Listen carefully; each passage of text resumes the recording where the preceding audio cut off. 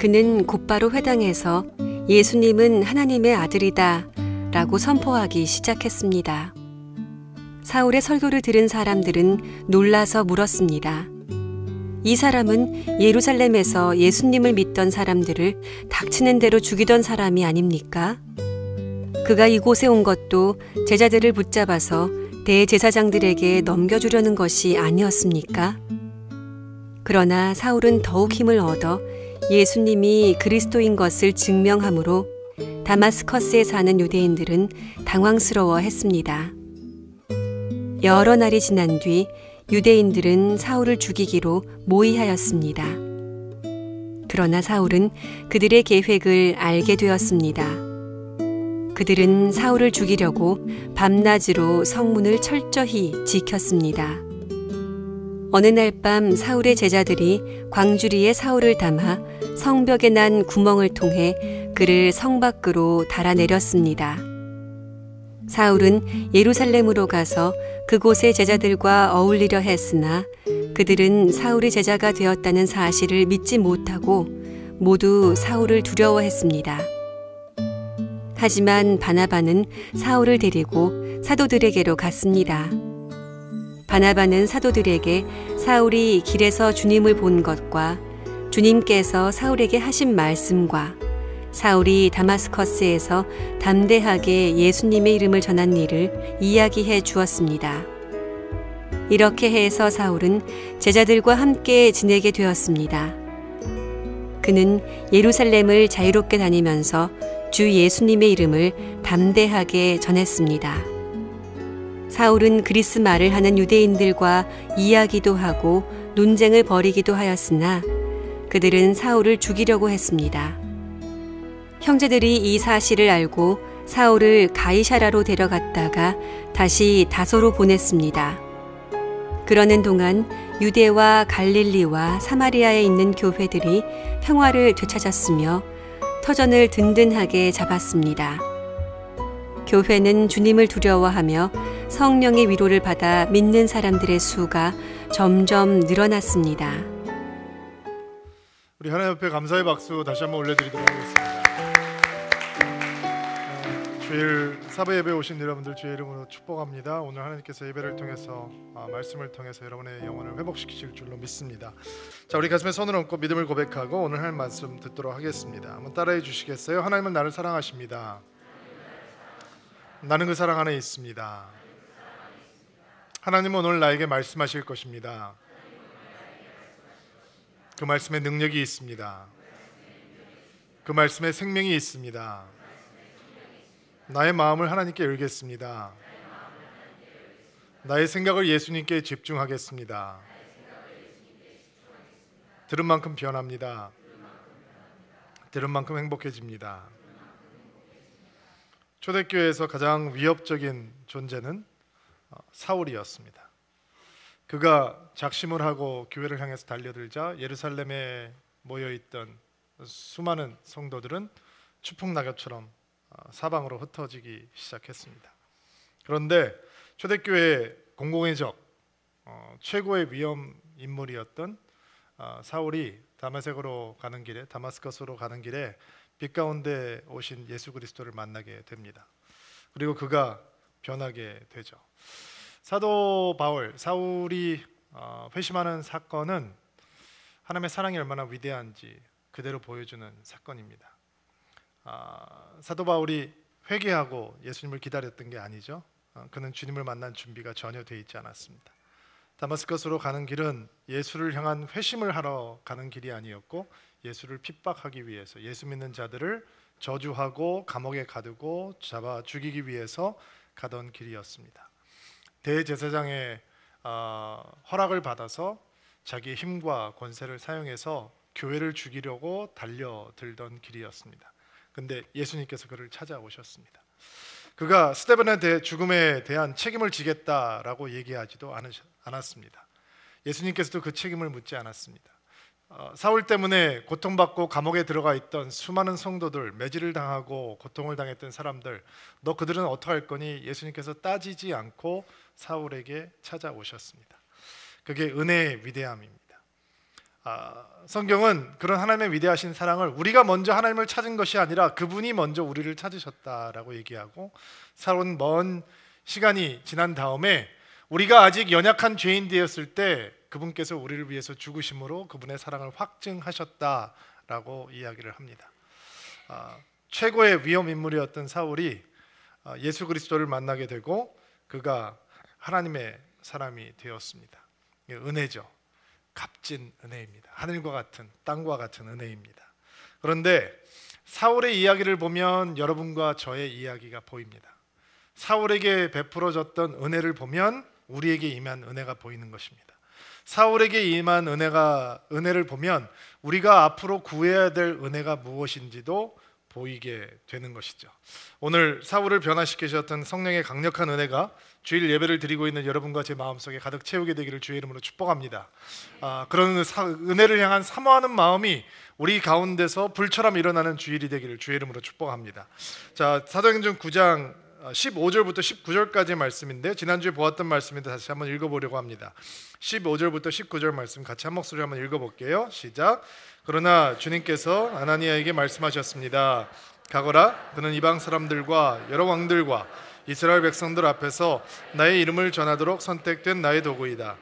그가 내 이름을 위해 얼마나 많은 고난을 당해야 할지를 내가 그에게 보여주겠다. 아나니아는 그곳을 떠나 사울이 있는 집으로 가서 사울에게 손을 얹고 말했습니다. 나타나셨던 주 예수님께서 나를 보내셨습니다. 예수님께서 나를 보내신 것은 그대의 시력을 다시 회복하고 성령으로 충만하게 하려는 것입니다. 그러자 곧 사울의 눈에서 비늘 같은 것이 떨어져 나가고 사울은 다시 보게 되었습니다. 사울은 일어나 세례를 받았습니다. 그는 음식을 먹고 기운을 되찾았습니다. 사울은 며칠 동안 다마스커스에 있는 제자들과 함께 지냈습니다. 자, 예수님을 빛 가운데 만나게 되고 시력을 잃어버린 사울이 눈에 비늘 같은 것이 끼어 있었을 것 같습니다. 그리고 기도하고 있던 아나니아에게 하나님께서 환상을 보여주셔서 사울이 네가 와서 안수하는 걸 봤다, 가서 기도해주고 그에게 시력을 회복시켜 주어라, 성령을 충만하게 받게 해주어라. 얼마나 두려웠겠습니까? 그러나 아나니아는 최고의 흉악한 공공의적 1호였던 사울의 집을 찾아가서 안수를 하고 그가 치유 받도록 기도해 주었습니다. 성경에 보면 사울의 눈에서 비늘 같은 것이 떨어져 나가고 다시 보게 되었을 뿐만 아니라 성령으로 충만하게 되었다라고 얘기합니다. 자, 그의 육신의 눈이 닫혀 있었습니다. 그런데 기도를 해주니까 육신의 눈이 다시 열렸습니다. 그런데 그것이 우리는 문자적인 의미를 넘어서 매우 상징적인 의미를 가지고 있다라고 하는 것을 알고 있습니다.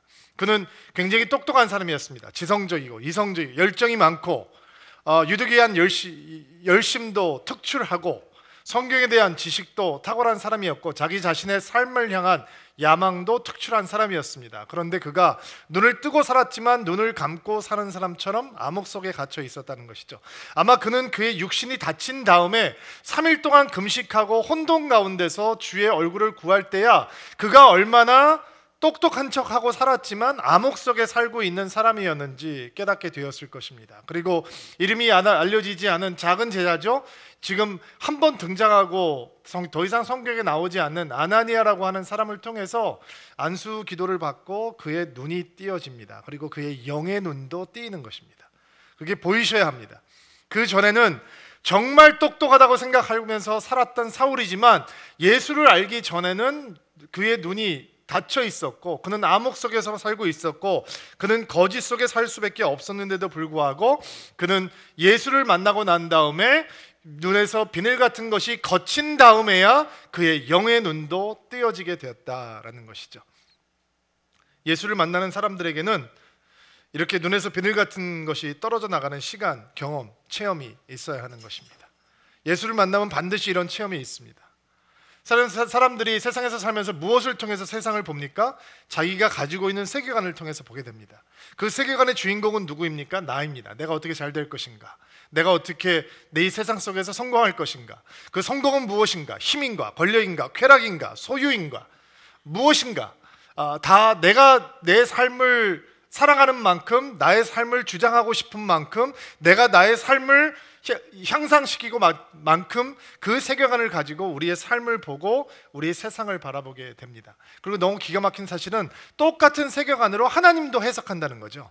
똑같은 세계관으로 하나님뿐만 아니라 성경도, 교회도 모든 것을 해석해 간다라는 것입니다. 그래서 세상에서 살면, 오랫동안 살아가기 시작하면 사람들의 눈에는 비늘 같은 것이 끼일 수밖에 없다는 것입니다. 그리고 그것을 인정하는 사람들은 많이 없습니다.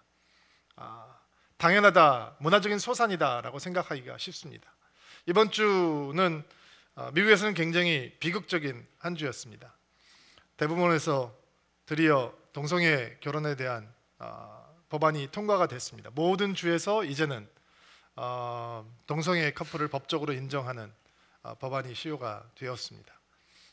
백악관에 무지갯빛으로 불꽃이 들여졌습니다. 너무 슬픈 일입니다. 우리의 싸움은 혈과 육아에 대한 것이 아니다라고 하는 성경이 어떤 말씀인지 우리는 우리 눈을 통해서 그대로 보고 있습니다. 미국의 기독교가 이 한 방에 마구 무너져 내리기 시작했습니다. 미국에서 가장 존경받는 종교 지도자들, 기독교 지도자들이 이제 동성애 지지 발언 성명을 발표하고 있습니다. 정치라는 이름으로 투표해서 투표를 많이 받기 위해서 정치가들은 기독교 세계관을 더 이상 푸시하지 못하게 될 것입니다.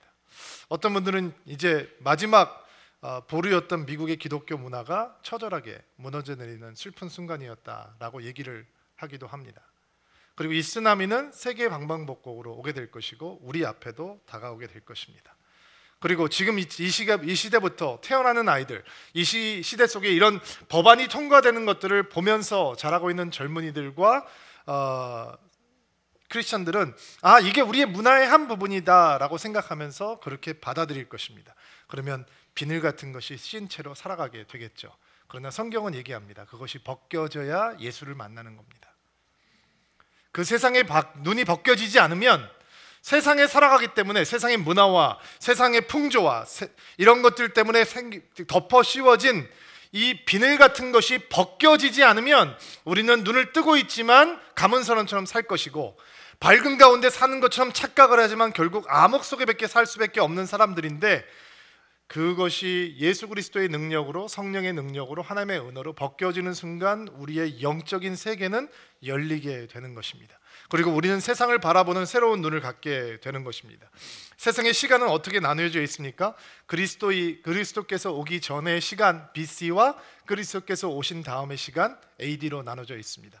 여러분이 살고 있는 시간도, 제가 살고 있는 시간도 그렇게 나뉘게 됩니다.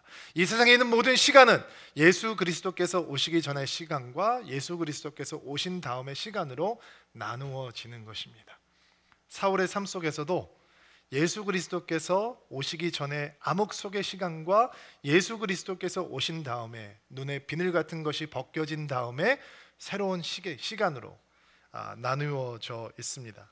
사울의 삶에 대해서, 그리고 그에게 임했던 성령의 능력과 은혜에 대해서 더 자세하게 나누기 전에 먼저 여러분을 축복합니다. 여러분의 눈에 세상에서 살고 있기 때문에 끼어져 있던 비늘 같은 것들이 성령의 능력으로, 하나님의 은혜로, 성경의 진리로 활짝 열리는 놀라운 축복이 있게 되기를 주의 이름으로 축복합니다.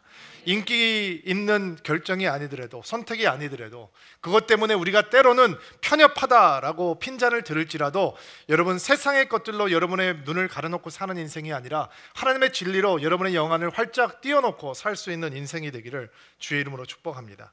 사울이 영적인 눈이 새로 열리고 성령의 충만함을 받았습니다. 그리고 그에게 하나님의 변화가 임해오기 시작하는데 20절 말씀 같이 한번 보겠습니다.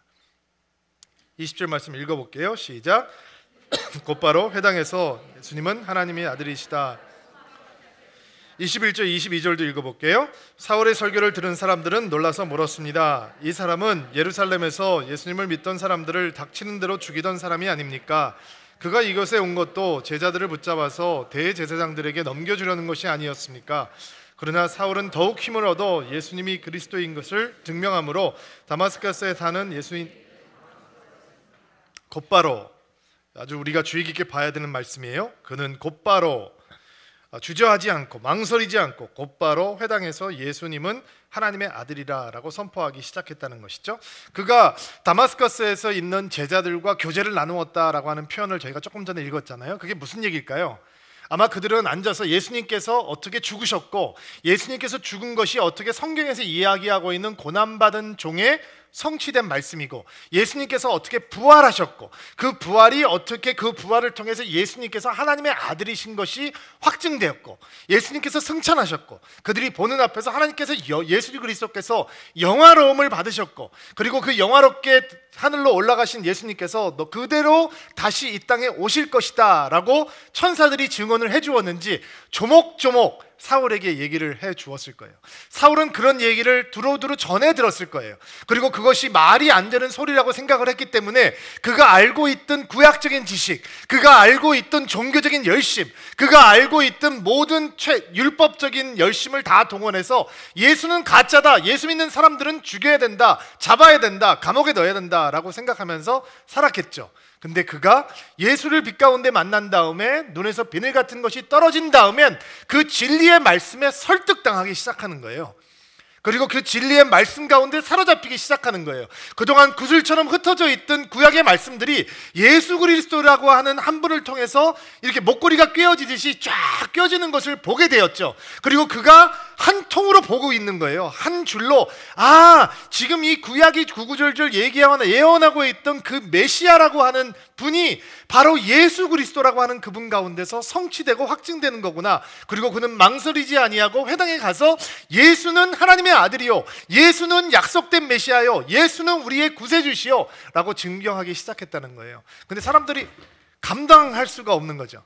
그의 논리와 그의 탁월한 논쟁을 보면서 감당할 수가 없는 거예요. 깜짝 놀라기 시작해요. 사울이 뭐 하는 사람이야? 이 사람 예수 믿는 사람 잡으러 온 사람인데 갑자기 예수 믿는 사람이 되었네? 라고 하면서 깜짝 놀라기 시작했다는 것이죠. 너무 재미있는 사실은 사울은 기다리지 않았다는 거예요. 자기 이미지가 변할 때까지. 내가 지금 이렇게 나가면 예수님께서 너무 이렇게 힘드실 것 같은데, 어떤 분들은 예수 믿고 난 다음에 자기가 교회 다닌다는 걸 절묘하게 감추고 사는 분들이 계세요. 왜 그러냐고 물어보면, 목사님 제가 교회를 다닌다 그러면 사람들이 그 교회를 욕할 거예요. 제가 조금 이제 제 삶을 정돈을 해놓은 다음에 조금 칭찬받을 것들을 좀 이렇게 만들어 놓고, 그런 다음에 내가 예수 믿는 사람이라고 하면 제가 저렇게 착하게 변한 다음에 하니까 이게 역시 교회를 다니는구나 라고 얘기를 될 때까지 조금만 좀 제가 제 정체를 좀 숨기고 살고 있습니다 라고 얘기하는 분들이 있어요. 사울은 그렇게 하지 않았죠. 사울은 어떻게 했어요? 곧바로 그에게 성령의 충만함이 임해왔어요. 그는 아직도 미성숙했을 거예요. 여전히 부족한 부분이 많이 있었을 거예요. 근데 확신 있는 게 있었어요. 뭐냐? 예수는 하나님의 아들이라고 하는 메시지였어요. 예수께서 죽으시고 부활하시고 승천하시고 하나님께서 약속하신 메시아다라고 하는 확증이 있었어요, 마음속에. 그러니까 증거하는 거죠. 망설이지 아니하고 주저하지 아니하고. 그게 그에게 임해온 성령의 충만한 능력이었어요. 예수님의 달란트 비유를 보면 세 종이 등장을 하잖아요. 5달란트 받은 사람, 2달란트 받은 사람, 1달란트 받은 사람. 여러분, 사려가 깊은 사람은 누군지 아세요? 1달란트 받은 사람이에요. 생각이 깊어요. 아주 배려가 있어요. 우리 주인의 마음은 완고하기 때문에 내가 이 돈을 잃어버리면 굉장히 마음이 어려워하실 테니까 충분하게 철저하게 전략을 짜고 고려해서 생각을 해야 되겠다. 그리고 그의 결론은 뭐예요? 지금 경제가 안 좋고 내 능력이 부족하고 상황이 안 좋으니까 땅에다 잘 묻어놓는 거예요. 원금은 지켜내게 돼야 되겠다.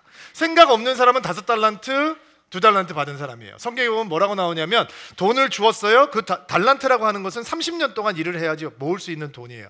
그러니까 평생 얻을 수 있는 연봉인 거예요. 5달란트면 5명의 연봉을 갖다 준 거예요. 큰 돈이죠. 근데 곧바로 가서 장사하기 시작해요. 그 종이 장사의 경험이 있는지 없는지 성경은 얘기하지 않아요. 다만 옆에 있는 사람이 불안해질 정도로 그는 별 생각 없이 가서 열심히 장사하기 시작해요. 그리고 회개할 때가 되었어요. 주인이 돌아왔어요. 제 종들을 부르기 시작해요. 그리고 생각 없던 5달란트, 2달란트 받은 사람은 단순 무식하게 얘기를 하는 거죠. 열심히 일했습니다. 5달란트 주셨는데 5달란트 남겼습니다. 그리고 당당하게 내놓아요. 칭찬을 받죠. 근데 사라가 기뻤던 종, 생각이 깊은 종, 남에 대한 배려가 아주 뛰어났던, 심사숙고했던 종을 향해서는 주인은 뭐라고 얘기를 하느냐? 아주 거친 반응을 보이죠. 악하고 게으른 종아. 아무것도 행동하지 않는 것을 향해서 예수님께서는 악하고 게으르다라고 말씀하셨어요. 이렇게 신앙생활 하다 보면 생각이 깊은 분들이 계세요. 청년한테 가보면 형제님 우리 열심히 하나님을 위해서 한번 헌신해 봅시다. 목사님 제가 결혼한 다음에 좀 하면 안 될까요? 지금 제가 너무 정신이 없어서 연애도 하고 해야 되니까 조금만 기다려 주십시오. 30대 때 분들을 만나보면 목사님 제 애들이 지금 어려서 그런데 조금만 애들 키워놓고 열심히 하겠습니다. 조금만 기다려 주십시오. 40대 때 분들을 가보면 목사님 제 애들이 지금 입시를 치러야 돼서 대학만 보내놓고 그러면 시간 널널하게 남으니까 그때 진짜 하나님을 향해서 헌신하고 교회에 위해서 충성하고 5대학 6대주를 다니면서 복음 증거하고 50대 때 얘기하면 목사님 우리 애 시집만 보내놓고 장가만 보내놓고 자리만 좀 잡아놓고 60대 때 물어보면 목사님 제가 힘이 다 빠져가지고 늘 절묘한 타이밍만 찾죠. 뭔가 상황이 만들어지면 좋은 때가 오면 나도 위대한 하나님의 것을 경험할 수 있을 것이다. 그들에게 절대로 하나님의 위대한 순간은 오지 않아요. 너무 생각이 많은 거죠. 사울이 생각이 많았다면 어떤 위대한 일도 하지 못했을 거예요. 핍박자였잖아요. 흉악범이었잖아요. 어떻게 그가 회당에 들어가서 예수는 그리스도라고 정할 수 있겠어요? 그래도 적어도 자기가 출장 온 지역은 벗어나야지 양심이 있는 거죠. 그래도 과거에 자기가 몸담았던 조직인데 유대교가 거기 출장 왔다가 자기가 변했으면 그래도 딴 데 가서 그런 얘기를 하면 좀 덜 민망할 텐데 그는 망설이지 않고 주저하지 아니하고 하나님께서 은혜 주신 자리에서 은혜 주신 만큼 그가 감당할 수 있을 만큼의 메시지, 예수는 그리스도이시고 예수는 하나님의 아들이시다라고 증거하기 시작했다는 것입니다. 여러분, 이런 믿음의 적극적인 행동이 여러분 가운데 임하게 되기를 주의 이름으로 축복합니다. 여러분 너무 망설이지 마십시오. 너무 좋은 시간을 주저하면서 기다리지 마십시오. 하나님께서 주시는 우리에게 주시는 최고의 시간은 바로 지금입니다. 당장입니다. 주저함을 없이 살기를 원하는 믿음의 사람들이 배워야 할 것들이 있습니다. 23절부터 25절 말씀 볼게요. 23절부터 25절 말씀 시작. 여러 날이 지난 후 유대인들은 사울을 죽이려고 모의했습니다. 그러나 사울은 그들의 계획을 알게 되었습니다. 그들은 사울을 죽이려고 밤낮으로 성문을 철저히 지켰습니다.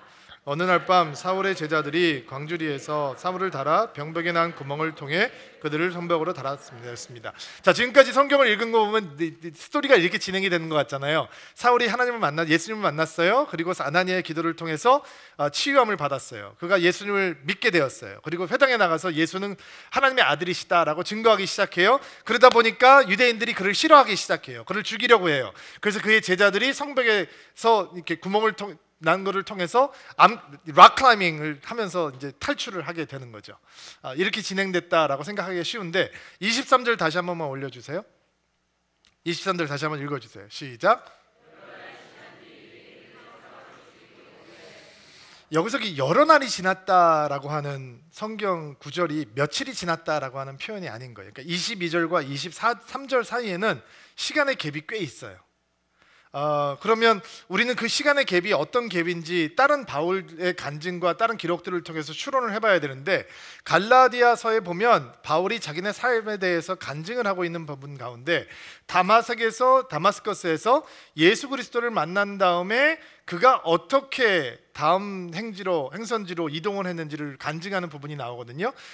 갈라디아서 1장 16절부터 18절까지의 말씀 한번 읽어볼게요. 시작. 그래서 나에게 하나님의 아들에 관한 복음을 이방인에게 전하게 하시려고 하나님께서 그 아들을 내게 보내주셨습니다. 하나님께서 나를 부르셨을 때에는 나도 어떤 혈육을 통해서도 가르침이나 도움을 받지 않았습니다. 나보다 먼저 사도가 된 사람을 만나기 위해 예루살렘으로 돌아가지도 않았습니다. 나는 곧바로 아르비로 갔다가 다마스커스로 되돌아왔습니다.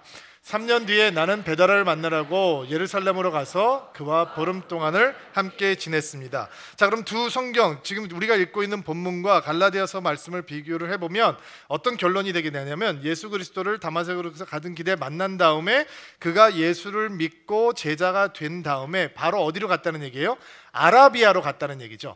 아라비아에 가서 3년 정도를 머물고 난 다음에 다마스커스로 다시 돌아왔어요. 거기서 예수를 증거하기 시작하니까 그것을 못마땅하게 여긴 다마스커스에 있는 유대인들이 어느 정도 사울을 핍박하기 시작하냐면 그를 죽이려고 하는 것까지, 밤낮으로 성벽을 지키면서 성문을 지키면서 사울을 찾아내려고 하니까 그의 제자들이 오밤중에 벽에 단 구멍 하나를 통해서 광주리를 달아 내려가지고 그를 탈출시키고 이제 사울은 어디로 가고 싶어 하는 거예요?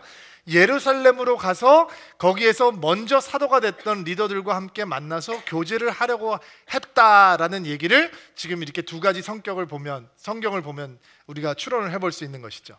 아라비아 가서 뭐 했느냐? 잘 성경에 드러나 있지가 않아요. 자, 그는 주저하지 않고 예수 그리스도를 증거했죠. 근데 갑자기 그렇게 예수 그리스도를 증거하다가 아라비아로 들어가요. 거기서 무엇을 했는지, 어떤 경험을 했는지, 왜 그런 시간들이 필요했든지 우리는 알 수 없어요. 다만 추측을 할 수 있을 뿐이에요. 여러분 고린도 후서에 보면 이런 얘기가 나오잖아요. 사도 바울이 그가 경험했던 은혜가 굉장히 지고한 은혜였기 때문에 그를 교만하지 않게 하시려고 하나님께서 뭐를 주셨다 그랬죠? 육신의 가시, 사단의 가시라고 부를 만큼 육신의 질병 같은 것을 주셨던 것 같아요. 근데 그가 왜 그렇게 교만하지 않게 하기 위해서 하나님께서 그 사단의 가시를 허락하셨느냐? 그가 삼층천을 보고 왔다는 거죠. 천국을 보고 왔는데 그 천국을 보고 온 것에 대해서 말을 하는 것을 허락받지 못했기 때문에 자기는 얘기할 수 없다라고 얘기를 해요. 바울의 삶을 연구하는 학자들이 아마도 바울이 그런 신비로운 경험을 언제 했을까? 아마 아라비아 사막에서 하나님과 깊은 교제를 하면서 그런 경험을 한 것이 아닐까라고 추측을 하기도 해요. 아라비아라고 하는 시간이 사도 바울에게 왜 필요했을까? 다른 제자들은 예수님 만나서 3년 동안 쫓아다녔잖아요. 훈련받고 설교하고 또 뭐 이런 기적과 이사를 체험하기도 하고 여러 가지 훈련을 받았는데 사도 바울은 그런 훈련을 받지 못한 사람이었죠. 예수님께서 이른 새벽에 일어나서 하나님과 깊은 교제를 나누면서 하나님과 친밀함을 이루었듯이 사도 바울도 사역을 시작하기 전에 하나님께서 말씀하신 이방인들과 여러 왕들과 이스라엘 백성들에게 예수 그리스도를 증거하기 위해서 선택된 도구라고 했으니까 그런 일들을 시작하기 전에 하나님과 친밀한 관계, 일보다 하나님이 먼저고 일보다 하나님의 영혼들이 먼저인 거고 자기의 계획보다 자기의 이 의도보다 성령께서 하나님께서 원하시는 게 먼저다라고 하는 것을 가르쳐 줄 수 있는 시간들이 필요했을 것이다. 추측해 볼 수 있겠죠? 그런 시간이었을 거예요. 사도 바울이 엄청난 신학적인 사상을 가지고 있는데 그럼 그 신학적인 사상이 그냥 유대교에서 구약을 읽혔기 때문에 생긴 것이냐? 그게 아니라 하나님께서 특별 가외 공부를 시켜주시면서 그가 구약과 예수 그리스도 안에서 이루어지고 있는 복음의 사건들을 함께 연결하고 그의 사상을 체계적으로 정리할 수 있는 이런 변화의 용광로 같은 시간들이 필요했을 것이다. 그리고 그 아라비아 시간이 그런 시간이 됐을 것이다. 또 사도 바울이 앞으로 사역을 진행하면서 엄청난 영적인 대결 구도 속에 놓이게 되거든요. 가는 곳마다 귀신 들린 사람들이 등장을 하고 막 무당들이 들고 일어나고 엄청난 회방꾼들이 등장하고 매 맞고 별의별 일들이 많이 있는데 이런 일들을 감당하기 위해서는 뭐가 필요한 거예요? 성령의 능력이 필요한 거잖아요. 그러니까 사도 바울은 성령이 세례를 체험을 하긴 했지만 그가 앞으로 경험하게 될 엄청난 사건들 속에서도 흔들리지 않는 성령의 어노인팅, 기름 부으심, 능력, 충만함 이런 것들을 경험할 수 있는 시간들이 분명히 필요했기 때문에 아라비아 시간이 필요했을 것이다. 그리고 앞으로 사역을 진행하게 되면서 사도 바울은 예수님의 성령이 그의 길을 막기도 하시거든요. 근데 예수님의 성령한테 막 화를 냈다, 하나님한테 서운해했다 이런 얘기가 등장하지 않아요. 이렇게 성령의 인도하심을 읽을 수 있는 탁월한 영적인 분별력들이 있어야 했는데 아마 그런 모든 것들이 이 아라비아 사막 시간을 통해서 광야 시간을 통해서 주어졌을 것이다. 쉽게 상상해 볼 수 있겠죠. 이 아라비아 광야의 시간은 사울에게 훈련의 시간이었어요.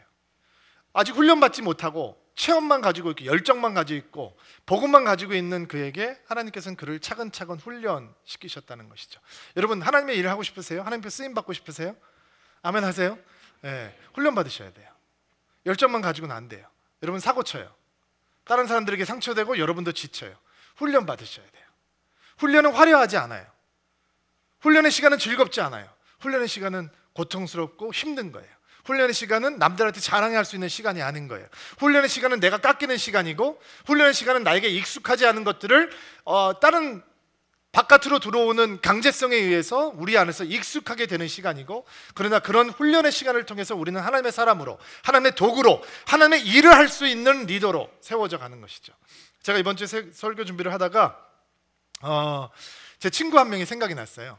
제가 옛날에 중고등부 사역을 할 때 제가 처음 사역을 시작했던 교회가 깡패 교회였거든요. 깡패들이 많은 교회예요. 그 동네에 있는 깡패들은 다 그 교회에 왔으니까 대를 이어 깡패들이 출석하는 교회였어요. 그런데 그 건달들이 많은 교회인데 선생님들이 애들한테 얻어맞기도 했으니까 참 대단한 교회였죠. 그리고 선생님들이 교사들이 있어야지 중고등부 사역을 하는데 평균 수명이 3개월이에요.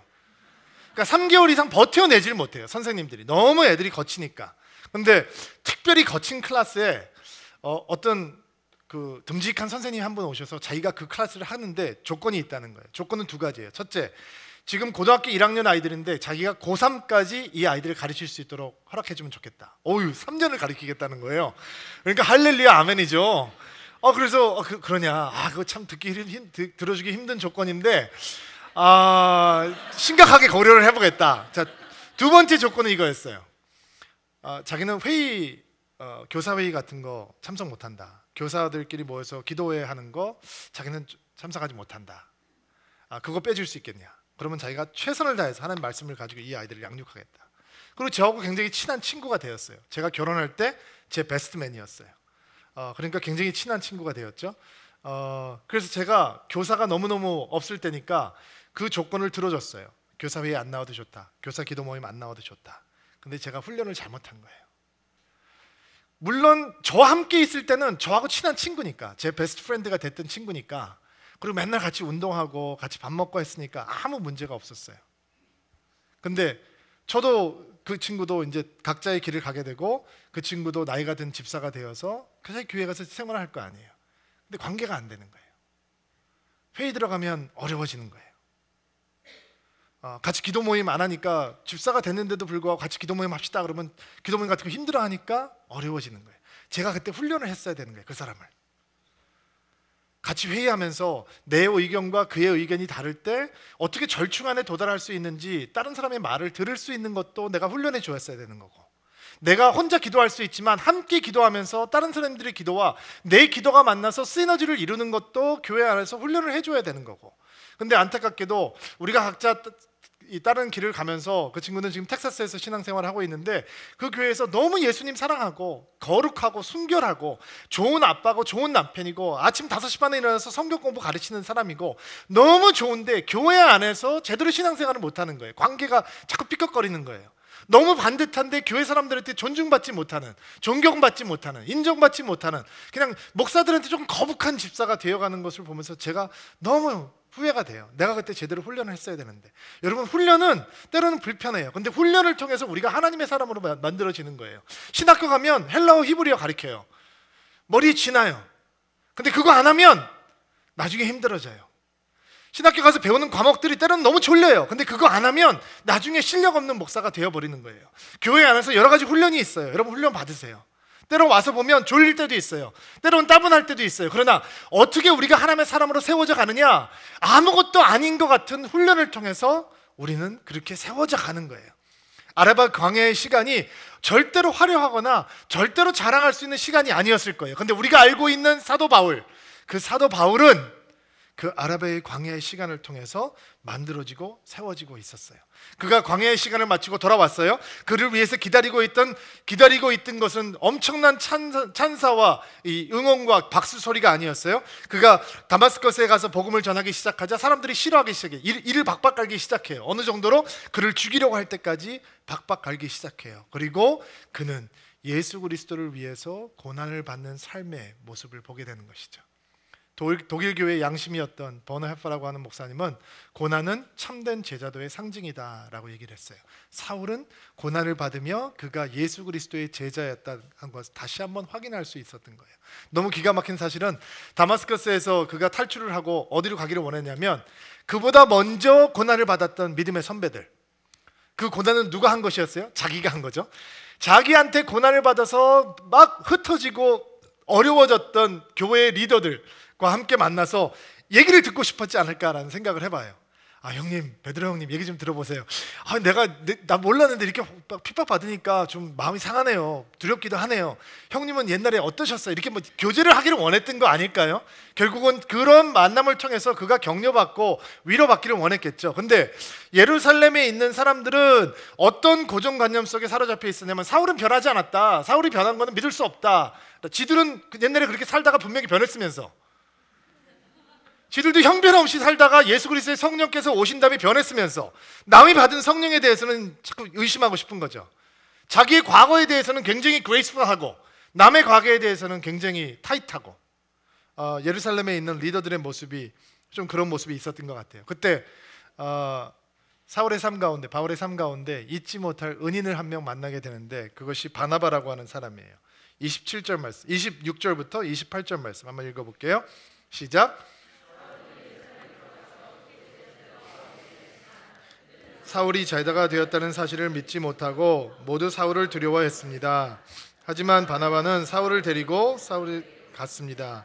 바나바는 사도들에게 사울이 길에서 본 주목과 주님에게 사울에게 하신 말씀과 사울이 다마스커스에서 담대하게 예수님의 이름을 전하는 일들을 이야기해 주었습니다. 이렇게 해서 사울은 제자들과 함께 지나게 되었습니다. 그는 예루살렘을 자유롭게 다니면서 주 예수님의 이름을 담대하게 증거했습니다. 바나바라고 하는 사람, 그 사람의 이름의 뜻을 기억하시나요? 위로의 사람, 격려의 사람. 사울을 만났어요. 사울이 간증을 했겠죠. 기가 막힌 사실은 그가 사울의 간증을 다 들었다는 거죠. 그리고 기억했다는 거예요. 그리고 사람들이 사울의 이야기를 들어주려고 하지도 않을 때 바나바라고 하는 성령 충만한 리더가 사울을 대신해서 예루살렘에 있는 제자들에게 어떻게 사울이 예수 그리스도를 만났는지, 예수께서 그에게 무엇을 보여주셨는지, 어떻게 나타나셨는지, 그게 어떻게 변했는지, 그리고 어떻게 예수님의 복음을 그가 증거하는 사람이 되었는지를 차근차근 다 설명해 주는 멘토가 되어 주었습니다. 그리고 사울은 예루살렘에서도 예수를 담대하게 증거하게 되었습니다. 얼마나 담대하게 증거하기 시작했냐면 29절 말씀 보세요.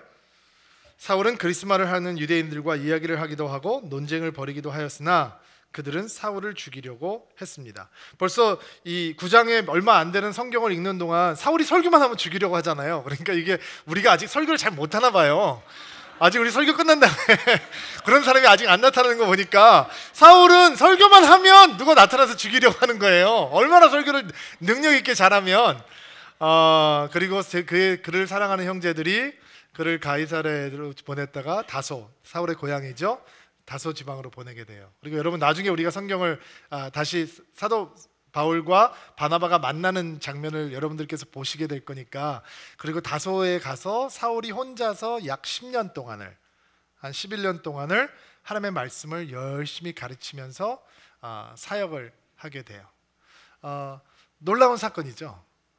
예수를 만나자마자 담대하게 예수를 증거하기 시작하고, 예수 때문에 고난이 다가오지만 그는 두려워하지 않고 낙심하지 않고 더욱더 목숨을 앗아가려고 하는 사람들이 있는데도 불구하고 예수 그리스도를 증거하게 돼요. 그게 어떻게 가능하냐?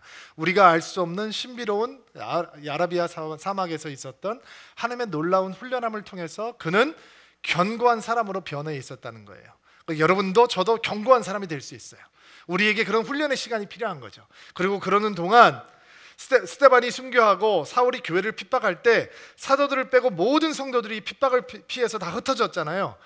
사도 바울이 교회를 풍지박살을 내버리려고 했잖아요. 그런데 교회는 풍지박살 난 것이 아니었죠. 하나님께서 교회에 예수를 사랑하는 사람들에게 새로운 은혜를 주고 계셨어요. 31절 말씀 한번 읽어볼게요. 31절 시작. 그러는 동안 유대와 사렐리와 사마리아에 있는 교회들이 평화를 되찾았으며 터전을 든든하게 잡았습니다. 교회는 주님을 두려워하여 즉 성령의 위로를 받는 사람들의 그러는 동안에 유대와 갈릴리와 사마리아에 있는 교회들이 평안을 되찾고 터를 든든하게 잡고 교회는 주님을 두려워하고 성령의 위로함을 받았다. 그리고 그 결과로 믿는 사람의 숫자가 점점 늘고 있었다. 여러분, 사도 바울이 교회를 무너뜨리려고, 교회를 부숴버리려고 팔 걷어붙이고 예수를 향해서 달려들었던 사람이잖아요. 그리고 예수님께서 예수님의 교회가 사울 때문에 부서져 버리는 것이 아니라 사울이 예수님과 부딪혀 버리니까 누가 부서지는 거예요? 사울이 부서져 버리죠. 그리고 사울이 그런 고난을 당하지만 사울은 끄떡이 없잖아요. 여러분, 왜 예수 믿는 사람들이 세상에서 깨지고 쪼개지고 엉엉 울면서 교회로 오는지 아세요? 다시 십자가가 부딪힌 다음에 아직 안 부서져서 그래요. 성경은 부서진 인생은 세상이 무너뜨리지 못한다라고 하는 것을 보여주죠.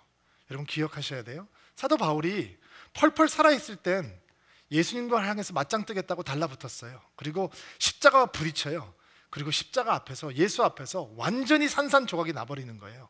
그리고 산산조각 난 사도 바울은 세상 속에 들어가서 예수를 증거하면서 그를 죽이겠다고 달려드는 사람 앞에서도 끄떡이 없어요. 후회가 없어요. 망설임이 없어요. 주저함이 없어요. 그는 견고해요. 교회도 마찬가지였어요.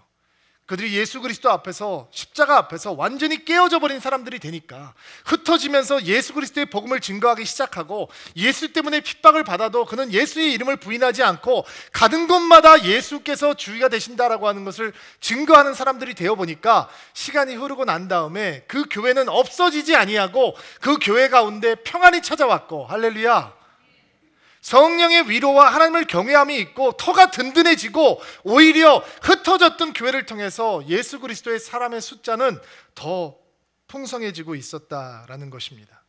사울의 이야기를 보면 우리의 이야기가 보인다라고 했습니다. 여러분, 주 앞에서 부서지셨습니까? 여러분, 십자가 앞에서 무너져 내리셨습니까? 여러분이 은혜 앞에서 부서진 사람이라면 어떤 환경에서든 여러분들은 주의 평강을 누리실 것입니다. 여러분은 주 앞에서 든든하게 서가실 것입니다. 여러분이 주 앞에서 무너진 인생이라면 여러분은 더욱더 주를 경외하고 주의 은혜를 체험하게 될 것이고 주의 위로를 체험하게 될 것입니다. 그리고 여러분의 영혼은 이전보다도 더 강한 부흥으로, 더 강력한 성령의 은혜 가운데로 나아가게 될 것입니다. 핍박자가 증거자로 바뀌는 위대한 스토리는 사울의 이야기로 끝나지 않습니다. 그 이야기는 여러분의 이야기요, 저의 이야기입니다. 왜냐하면 그 이야기는 준비 안 된 사람을 찾아오셔서 하나님을 위한 사람으로 변화시키는 주의 사랑의 이야기이기 때문에 그렇습니다.